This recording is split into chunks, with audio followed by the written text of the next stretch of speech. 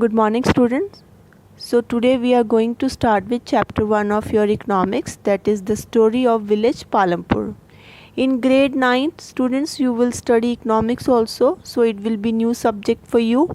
In this we will study about the concepts of production, distribution and consumption, that is about economic activities. So we will discuss the basic concepts of economics.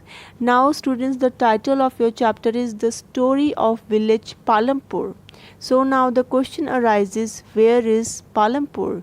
So students, it's hypothetical village. Palampur as such does not exist. Hypothetical means we have presumed and it's an imaginary village. So we have created an imaginary village in our thoughts so that we can learn the basic concepts of production. Let us see how various resources are combined to produce the desired goods and services in the village Palampur. Palampur are well connected with neighboring villages and towns, that is Raiganj and Shahpur. Now let's see about road and transportation. Many kinds of transports are visible on this road, starting from bullock carts, tongas, buggy, that is the wooden carts which were drawn by buffaloes, loaded with jaggery and other commodities, to motor vehicles like jeep, motorcycles, trucks, tractors. These are also visible on the village roads. This village has about 450 families belonging to several different castes. The 80 upper caste families own the majority of land in the village. So the majority of land belongs to the 80 upper caste families, and the village has about 450 families. So it means it's a very small village. The SCs, that is the Dalit, they comprise 1/3 of the population and live in one corner of the village. So they used to live in a one corner of the village and in much smaller houses compared to the houses of upper caste family. Obviously upper caste family, they used to live in a big houses, and the Dalits, that is SC community, they used to live in a corner of a village, and that too in very small houses.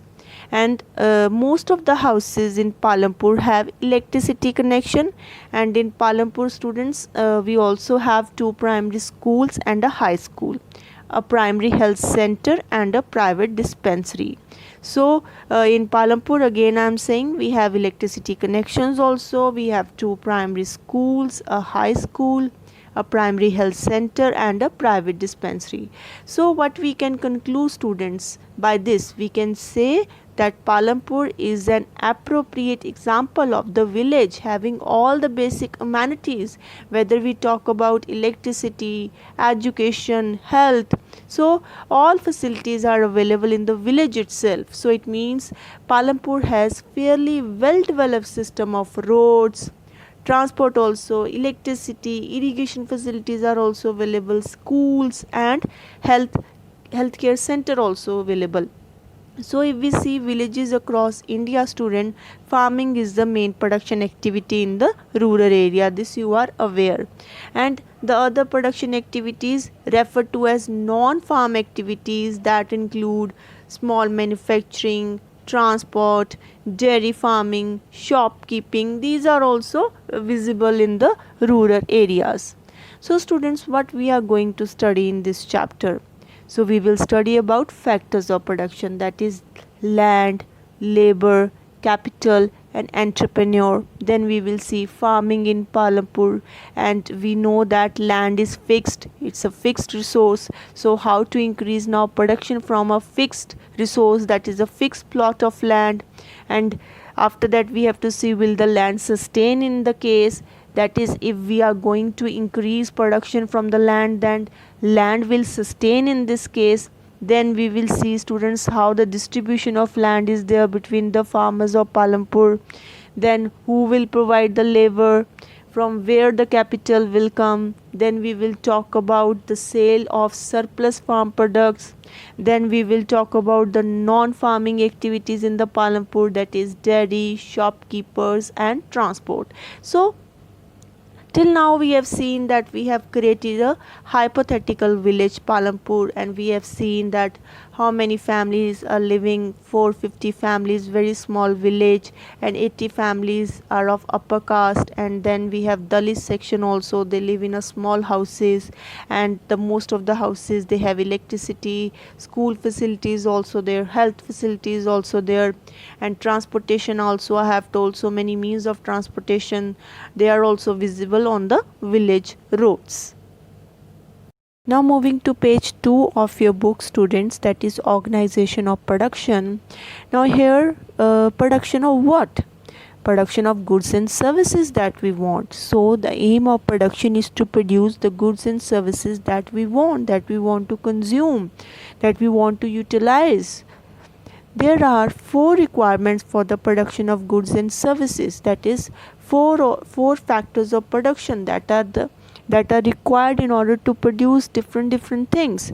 So the first requirement is, students, land along with other natural resources such as forest, water and minerals. These are required in order to produce anything. We require land. And the second requirement is labor. So you can say land is a passive factor of production and labor is active factor of production. Land can't be utilized without labor. So the second requirement is labor. Labor, that is people who will do work, that is skilled labor, unskilled, educated, uneducated labor. Depend on the nature of the work, that what kind of work has to be done. So we require the labor accordingly, like skilled, if any tailoring work is there, then we need a tailor.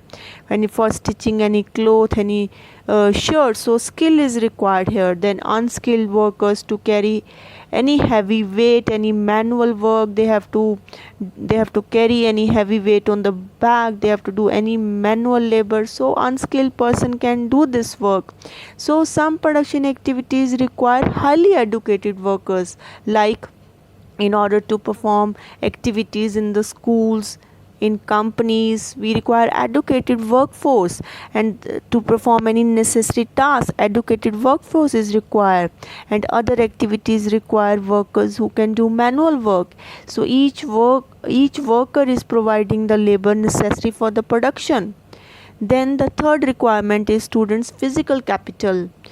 Variety of inputs are required at every stage during the production. So the physical capital includes, students, your fixed capital. Fixed capital, that is your tools, machines, buildings. So tools and machines, they range from very simple tools such as farmer's plow to sophisticated machines, generators, turbines, computers. So these comes under tools, machines.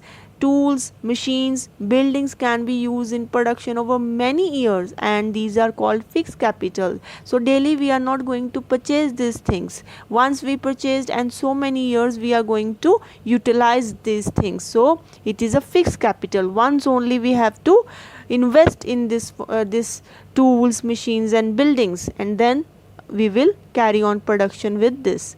Then the second is, students, the working capital.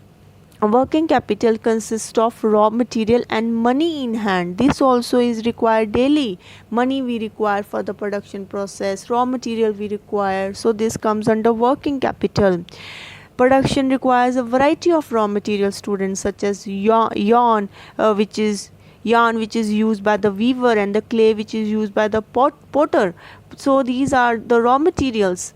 Also some money is always required during production to make payments and buy other necessary items. So like the yarn is used by the weaver and the clay is used by the potter. So this is their raw material. Similarly for other businesses, we have other small raw materials, other ingredients. If any bakery is there, suppose, we have other raw material, other kind of ingredients. Then also some money is always required during the production to make payments. We have to daily make payments, we have to buy other necessary stuff. So raw material and money in hand are called working capital. Unlike tools, machines and buildings, these are used up in production. So these are also used up in production. So physical capital, students, it includes fixed capital. Fixed capital means tools, machines and buildings. In this we have to invest once only, and then for many years we will utilize these things only. Daily we don't purchase machinery, right? Buildings, lands we don't purchase daily. Then working capital, this will require daily raw material. Okay, any suppose bakery, any sweet shop is there, they are producing any milk products, and also daily raw material is required there, perishable commodities these are. And then money also is required for daily payments also, so that is a part of working capital, students. So now fourth is human capital or entrepreneurs. Now we have a land also, labor is also ready, now capital also we have arranged, and now who is going to organize all these things, who is going to enterprise all these things? Entrepreneur.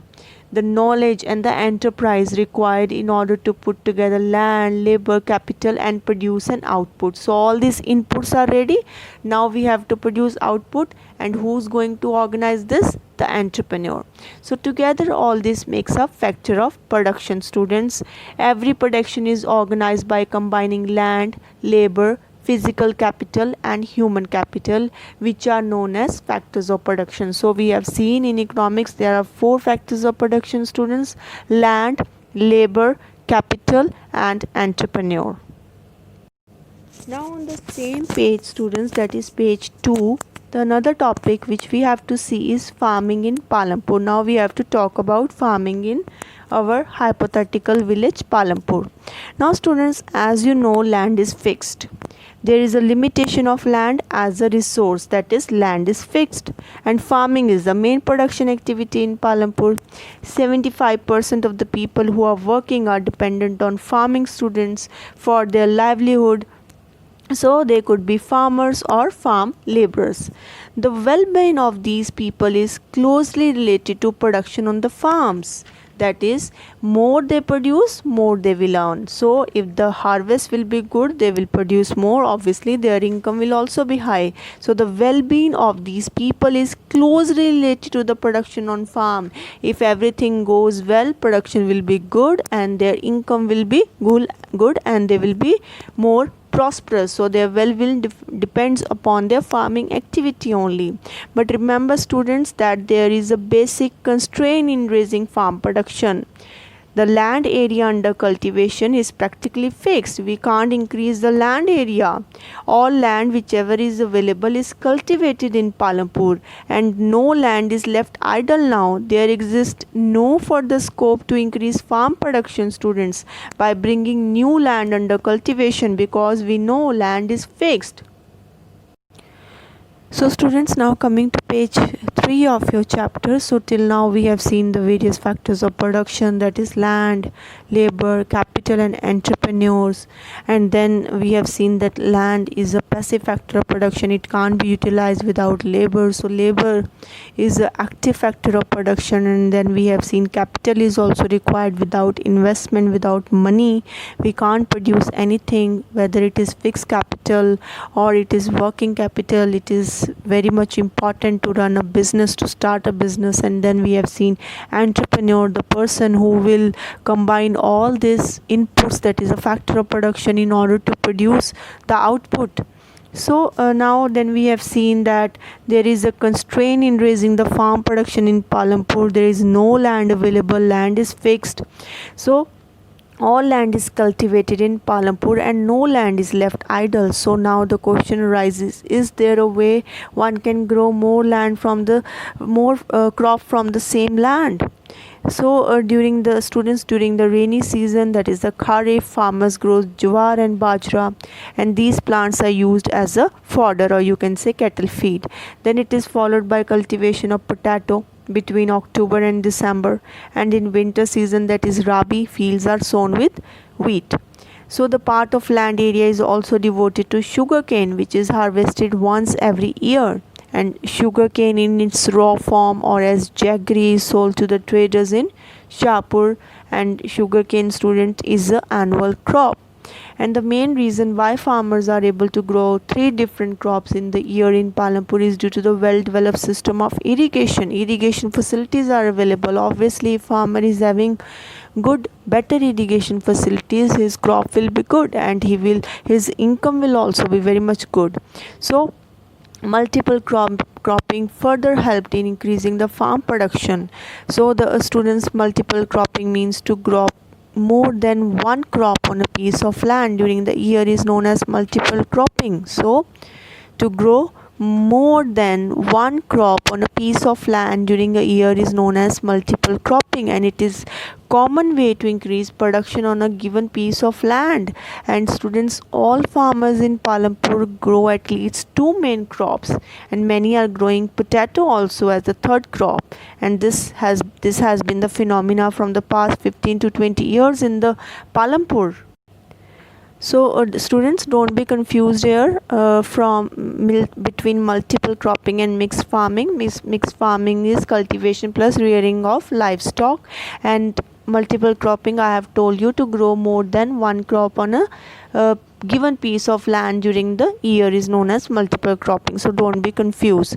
So students, due to well developed system of irrigation, electricity, multiple cropping, modern farming methods, farm production is increasing in Palampur. So students, now irrigation also plays a very important role. As I told you, more crops can be grown, that is Rabi, and then Zaid season also, that is the extra crop which we grow with, and the wells, tube wells, ponds and canals, so we can irrigate fields through this. And with electricity it is more easier, students. When the irrigation facilities was electrified, farming in Palampur got a boost, increase, and electricity transformed the system of irrigation. So the situation of irrigation and electricity in our country is not even till now. Some parts of India still lacking in these facilities. So now coming to page 4 of your chapter. So you have seen, students, that one way of increasing production from same land is by multiple cropping. This we have seen.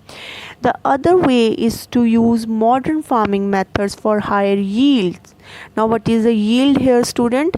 Yield here means crop produced on a given piece of land during a single season. That is the output which we are getting. So yield here means crop produced on a given piece of land during a single season. So the another way to increase production is by using modern farming methods. So farmer use modern farming methods to increase the yield from the given piece of land. So the modern farming methods include the use of HYV, high yielding variety seeds, modern machinery, that is tractors, combines, threshers, and modern irrigation facilities. Students, till mid 1960s, the seeds used in cultivation were traditional ones only, with relatively low yield. Traditional seeds needed very less irrigation, and farmers used cow dung and other natural manure as fertilizers. The Green Revolution in the late 1960s, students introduced the Indian farmer to cultivation of wheat and rice using high yielding varieties of seeds. And compared to the traditional seeds, the HYV seeds, that is the high yielding variety seeds, promise to produce much greater amounts of grains on a single plant. But HYV seed, students, however, needed plenty of water and also chemical fertilizers and pesticides to produce best results. So we can differentiate between HYV seeds and traditional seeds. So students, HYV seeds produce more output and traditional seeds produce less output. But the HYV seeds need more irrigation. Traditional seeds need less irrigation. And students, HYV seeds need more modern inputs like fertilizers, pesticides. Without these things, HYV seeds will not work. And the traditional seeds, students, need inputs which were readily available with the farmers, who did not have to buy them these from the market, like manures and all. So in this way we can differentiate between HYV seeds and the traditional seeds. So the students, the great increase in the production of food grains in our country in the late 1960s due to the use of these HYV seeds and other inputs is known as Green Revolution, students. So from a fixed resource, that is land, we increased our production by using modern farming methods, and this led to Green Revolution. Now students, on page 4 in your NCERT book, a diagram is also given which describes the modern farming methods, that is HYV seeds, then plus fertilizers, plus pesticides, plus irrigation facility. This irrigation facility can be from dams, that is multi-purpose dams, pump sets, it can be canals, it can be electricity. Also proved to be a boom in providing better irrigation facility to the farmer, plus the farm machinery, the tractors, the threshers combined. So all this, due to all this, the green revolution was is possible, students. So all these factors played an important part, and we ushered into a new era of green revolution, where we used to have bumper crops from the same fixed plot of our land. So again, what is green revolution, students? The great increase in production of food grains in our country in the late 1960s due to use of HYV seeds and other inputs is known as green revolution. Now moving to page 5, students, of your book.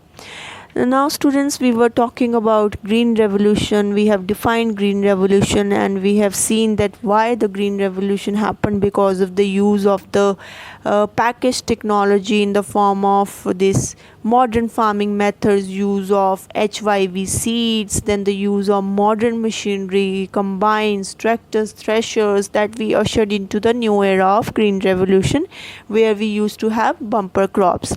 So students, the farmers of Punjab and Haryana and Western UP were the first to try out the modern farming methods in India, and the farmers in these regions set up tube wells for irrigation, made use of HYV seeds, fertilizers, pesticides, and some of them bought new farm machinery also, like tractors, threshers, which made plowing and harvesting faster.